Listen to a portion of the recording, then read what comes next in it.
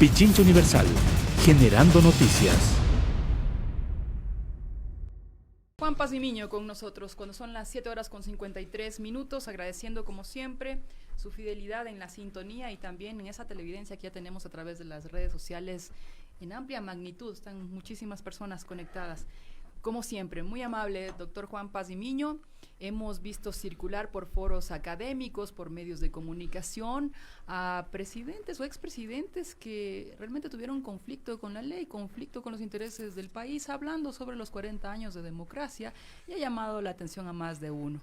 Quisiera, por favor, inscriba justamente en quizás ciertas contradicciones que se han visto circular estos días, esta, no sé si celebración de los 40 años de democracia, que no todos consideran que se la ha vivido como tal. Bienvenido. Gracias, Marisabel, gracias a Radio Pichincha y a nuestros oyentes. Yo creo que hay que cambiar de perspectiva. Nosotros, los de mi generación, la tuya y otros más, vivimos estos 40 años de democracia, pero no vivieron nuevas generaciones. De tal modo que lo que habría que hacer en primer lugar es hablar para estas nuevas generaciones a que comprendan lo que pasaba en el Ecuador de estos 40 años y quizás antes. Partimos de una situación dictatorial. Los años 70 tuvimos dos dictaduras, la del general Guillermo Rodríguez Lara, y desde 1972 y desde el 76 enero, la dictadura del triunvirato militar o Consejo Supremo de Gobierno, que dura hasta el 10 de agosto de 1979, cuando se inicia el actual periodo, el más extenso en nuestra historia de gobiernos constitucionales. Entonces, estos 40 años han avanzado en la democracia formal, no han avanzado en la democracia social y no han avanzado para nada en la democracia económica. O en otras palabras, ¿por qué la democracia formal? Tenemos entre 1979 y hoy 14 gobiernos, de los cuales la enorme mayoría surgieron por elecciones. Si hacemos un recuento, durante los primeros años se suceden Jaime Roldós, Osvaldo Hurtado, León Febres Cordero, Rodrigo Borja y Sixto Durán Ballén. Todos ellos, excepto Osvaldo Hurtado, son elegidos por votación popular. Osvaldo Hurtado es por sucesión por causa de muerte del presidente Jaime Roldós. Pertenecen a distintas líneas ideológicas. Jaime Roldós venía del CFP, Concentración de Fuerzas Populares, un partido considerado populista.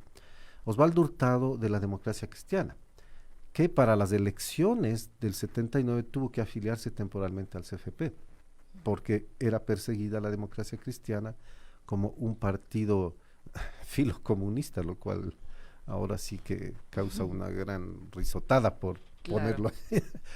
Pero ¿cómo habrán sido esos luego tiempos para viene socialcristianismo con con León Febres Cordero, la izquierda democrática con Rodrigo Borja, y Sixto Durán Ballén, viejo social cristiano, que para efectos de llegar al poder fundó un partido realmente efímero y temporal para su candidatura, el PUR, Partido de Unidad Republicana.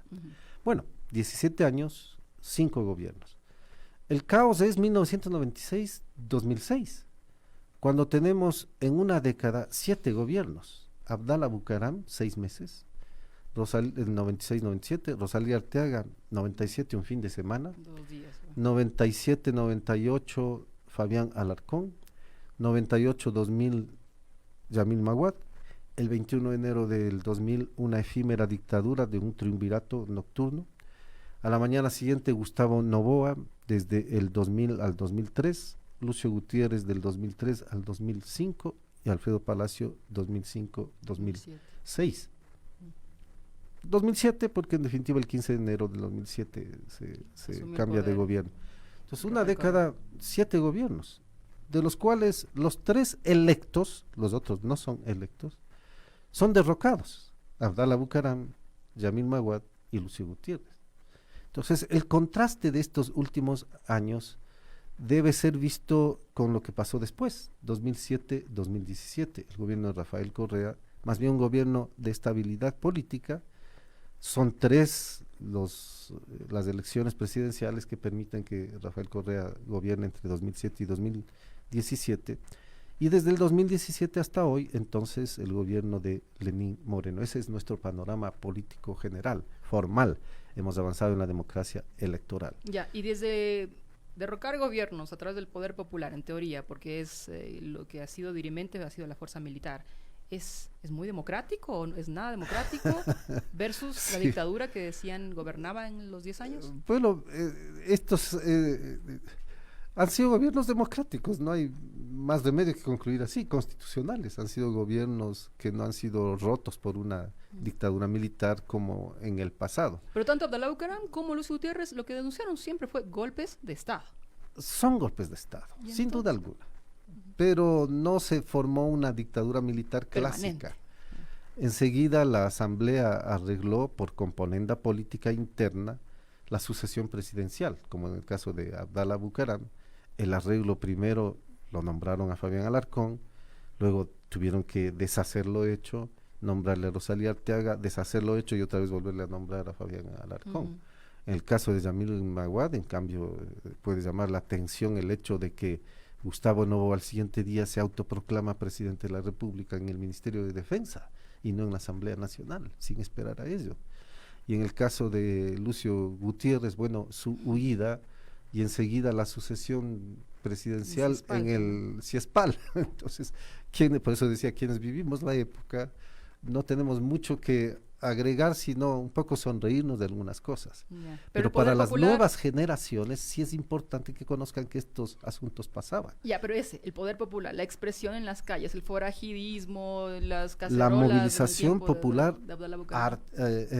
ya harta de las componendas, los amarres, los arreglos políticos de la clase política. Entonces, si podemos anotarlo, este sería un segundo rasgo de los 40 años. Durante 40 años, al menos hasta el 2006, se fue constituyendo una clase política que hegemonizó en el Estado, lo que en sociología se llama un estado de partidos. La clase política domina, se despega de la realidad, no le interesa responder a los intereses sociales, simplemente le interesa mantenerse y reproducirse en el poder de una instancia a otra, sea como director, como ministro, como asesor, como lo que sea.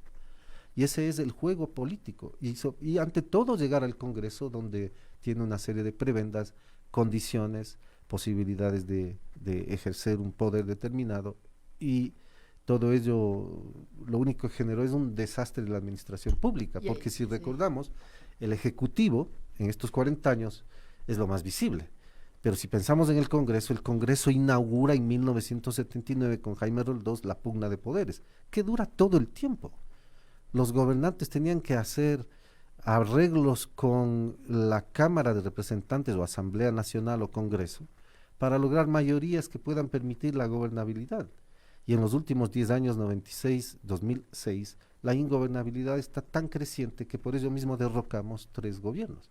Entonces ese desbarajuste se rompe entre 2007 y 2017, donde hay plena estabilidad, incluso porque el gobierno llega a tener una buena mayoría en el Congreso, lo que permite su estabilidad. Ya, pero a eso se llamaba dictadura. Se critica mucho esto de que controlaba todo, etcétera. Bueno, yo como soy investigador o soy un cientista social, pues analizo estas cosas. No me van a engañar ni a ti, ni a mí, ni a mucha gente. Nos van a engañar con ese cuento de que el control de todo implicaba un autoritarismo. No. Un Estado tiene que coordinar acciones de ejecutivo, legislativo, judicial, etcétera. Y lo que ocurría en el gobierno de Rafael Correa es que además tuvo mayoría en el Congreso. Y entonces en el Congreso, en la Asamblea, podía coordinar acciones con evidentemente mayor facilidad que el desgobierno que provocaba cuando tenía una Asamblea de mayoría distinta al Ejecutivo. Como se está viendo en la actualidad, ¿no? Lo cual no obsta. O sea, hay que buscar arreglos en la actualidad para poder tener una mayoría que apruebe las cosas de gobierno. Ahora es otra cosa totalmente, pero para cerrar esta idea, lo cual no obsta que también pudo haberse cometido algunos excesos al propio Carlos Poli y su permanencia y su reelección. Ya volvemos sobre el tema, pero déjame concluir algunas ideas adicionales. Sí. Entonces, en estos 40 años, desde el punto de vista de la democracia formal, hemos avanzado. Decía, la democracia social no se consolidó, porque al contrario, durante las décadas de los 80 y 90, la debacle social es creciente. Y si vemos las estadísticas oficiales e internacionales, la caída de las condiciones de vida y de las condiciones de trabajo, alarma en la vida nacional. Unamos a la desestabilización gubernamental, unamos a la debacle del Congreso, a la debacle de la clase política. Eso explica por qué en 2007 triunfa Rafael Correa. Esto es lo que no saben las nuevas generaciones. O sea, no es que triunfó porque sí ni ante nada, surgió porque había un antecedente histórico, esa debacle institucional del país, la debacle de la clase política, la debacle económica y el desajuste social que había acumulado en 2 décadas, condiciones cada vez más lamentables de vida y de trabajo para la población, pongámoslo por allí. Si es que vemos desde la perspectiva económica, además hemos atravesado prácticamente 3 ciclos. El uno, el ciclo que le vamos a denominar el ciclo de la economía empresarial, porque lo que ocurre en los años 80, 90, inicios del 2000, es que desde el segundo momento del gobierno de Osvaldo Hurtado, es decir, 1983, porque los primeros 2 años son una especie de años progresistas, reformistas, pero desde el 83 comienzan las medidas económicas de tipo neoliberal. Y bueno, con Febres Cordero se desata el asunto. Con Febres Cordero sí se implementa un modelo empresarial que Borja no logró superar y que se profundiza con Sixto Durán Ballén desde 1992 en adelante. Y con él todos los gobiernos sucesivos lo que hacen es apuntalar un gobierno empresarial. ¿Qué significa esto? Un tipo de economía orientada al servicio de los intereses de las grandes cámaras de la producción, al servicio del alto empresariado. Por eso entre 1983 y 2003 suscribimos 16 acuerdos o cartas de intención con el Fondo Monetario Internacional que tenía la visión neoliberal de por medio y cumplíamos aquí, medianamente o no, pero cumplíamos esa estrategia. Entonces, en economía hemos forjado una economía empresarial. Desde el 2007 al 2017 cambió la economía. Forjamos una economía social, por eso les disgusta a las cámaras el haber construido un tipo de economía distinta al de sus propios intereses. En este tipo de economía social, la Constitución del año 2008 fue crucial porque dio una serie de pautas para el summa causa y para que el Estado juegue un rol importante en la economía. Y desde el 2017, otra vez rompemos con esa economía y volvemos al segundo modelo empresarial, que es lo que estamos viviendo en la actualidad.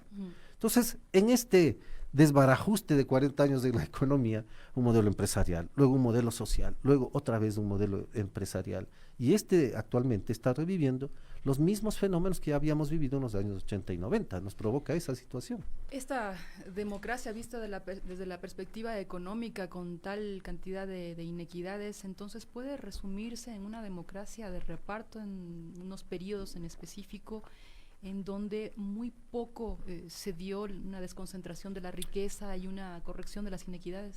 Claro que sí, porque es el tercer aspecto con el que inicié mi conversación. La democracia económica, esto sí nunca se logró, sino todo lo contrario. Se afirmó una extraordinaria concentración de la riqueza en grupos minoritarios. Hoy tenemos 250 grupos económicos detectados por el SRI.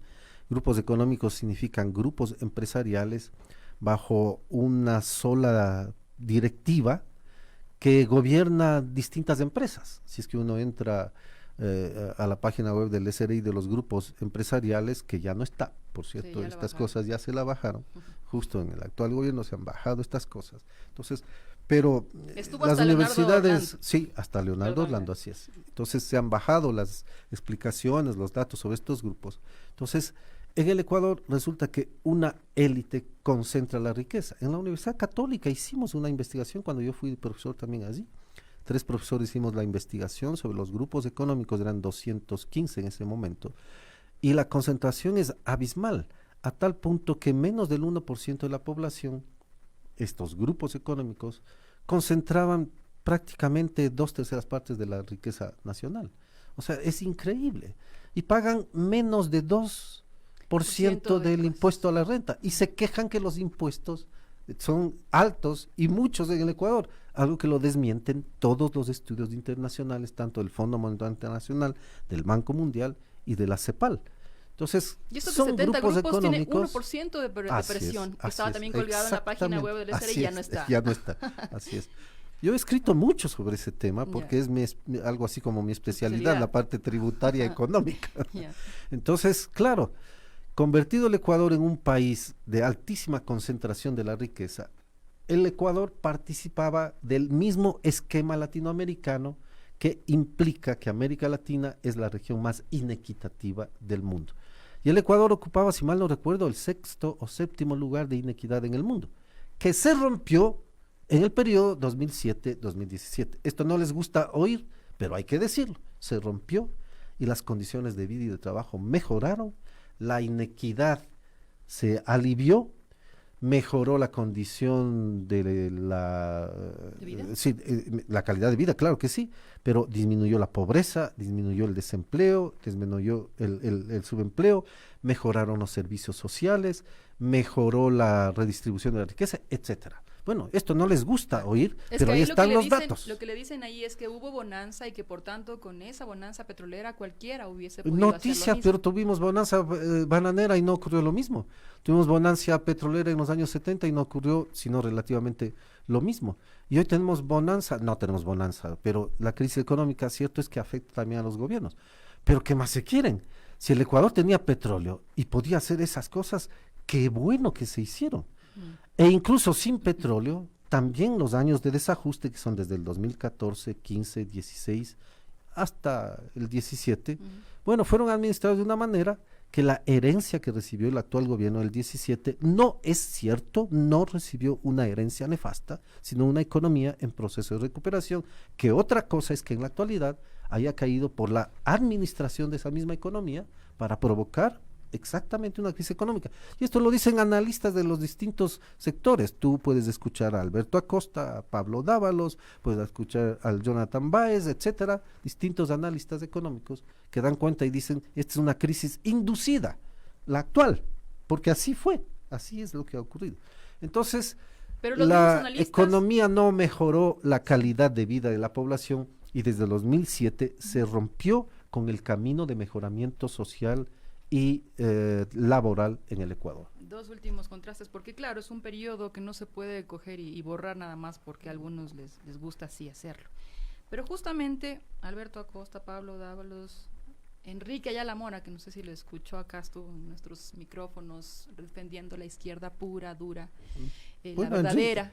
Enrique es mi buen amigo de muchos años, pero ellos decían que él ya está en otra onda, dijéramos. Que los privilegios no acabaron para estos grupos en el gobierno de Rafael Correa, que más bien se acentuaron y que dejó quebrando el país porque estiró las sábanas hasta donde no daban, haciendo que un Estado se haga cargo de la gratuidad de todos los servicios cuando no había cama para tanta Pero gente. ¿de qué les admira? Yo no entiendo a veces a esta clase política y a esta clase empresarial ecuatoriana, me admira, porque si van a Europa, ¿cómo así les funciona una economía social y no aquí? ¿Cómo allá en Europa tienen altibajos también en los procesos de crisis debido a los ciclos de la economía, pero les sigue funcionando? Porque hay claridad en que el Estado tiene que intervenir en la economía, tiene que regular a la empresa privada, tiene que redistribuir la riqueza, y tiene que tener el suficiente peso como para cobrar impuestos y afectar a unos para beneficiar a otros, lo que se hace en las economías sociales de mercado de Europa, y eso que están bastante venidas, a menos también frente a lo que ocurrió a partir de su nacimiento en la posguerra mundial. Pero aún así se conservan estas condiciones. Y si es que vamos a países, qué sé yo, como Italia, te dan bonos por distintas razones y te mantienen un bono de desempleo que aquí, claro, cuando se quiso poner y puso Correa una especie de bono de desempleo, una especie porque no era lo mismo, pero aquí se juzga como que eso va a fomentar la vagancia. Bueno, pues los europeos entonces deberían estar vagueando por todo lado y no es así. Entonces la incomprensión de lo que es una economía social. Y esto de economía social deberíamos alentar en las nuevas juventudes, en las nuevas generaciones, de que es necesario continuar una economía social, que fue la que se montó del 2007 al 2017. Nunca fue una economía anti-empresa privada, porque ese es un absurdo. cuando algunos analistas dicen que se beneficiaron a ciertos grupos, sí, por eso, noticia, sí, no estábamos saliendo del capitalismo, estábamos reforzando un capitalismo, sí, estábamos reforzando un capitalismo, pero un capitalismo social, que es distinto, un modelo de economía social de mercado, a lo latinoamericano, hacia eso íbamos, no un tipo de economía abierta como la norteamericana, que es la que aquí se quiere reproducir, y claro, les funciona en los Estados Unidos, pero no acá, porque acá las condiciones son distintas y sobre todo no tenemos el tipo de empresariado que tienen los Estados Unidos. Aquí no hay un solo ejemplar, por ponerlo así, que pueda darnos luces de que podemos ir en esa vía. Entonces, todos estos caminos son los que deberíamos rescatar para ubicarnos en un posible futuro. Después de 40 años de democracia, tenemos más desengaños que avances, y después de 40 años de democracia nos toca seguir conquistando la economía social. Otra vez está reviviendo la vieja clase política, a tal punto que por ello aparecen viejas figuras políticas, y otra vez la desinstitucionalización del país, del Estado. Ahora se le suman las privatizaciones. Entonces, en democracia económica. Es increíble, María Isabel, es increíble, terminemos por aquí, sí. Pero digo, las nuevas generaciones comienzan a experimentar un fenómeno que nosotros ya habíamos vivido antes del 2007. Pichincha Universal. Aquí se escuchan bien las noticias.